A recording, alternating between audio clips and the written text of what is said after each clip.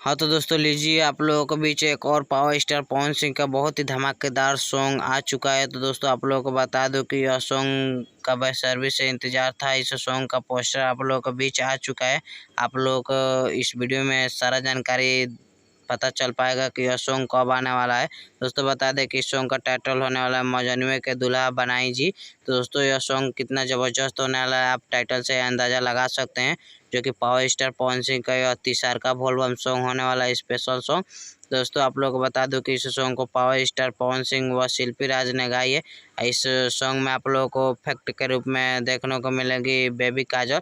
दोस्तों आप लोग को बता दूं कि यह सॉन्ग बहुत ही ज़बरदस्त सॉन्ग होने वाला है। जिस सॉन्ग में बेबी काजल होती है वह सॉन्ग कितना ही ज़बरदस्त होता है। तो दोस्तों आप लोग इस सॉन्ग को सुनना चाहते हैं तो आप लोगों को बता दूं कि यह सॉन्ग अभी रिलीज नहीं हुआ है। इस सॉन्ग का अभी पोस्टर आया है। तो दोस्तों आप लोगों को बता दूं कि यह सॉन्ग का टीजर कल आएगा, उसके बाद परसों इस सॉन्ग का पूरा फुल वीडियो आएगा।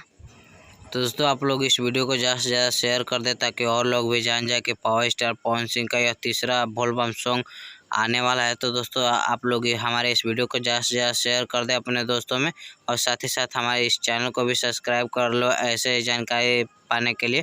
तो चलिए धन्यवाद।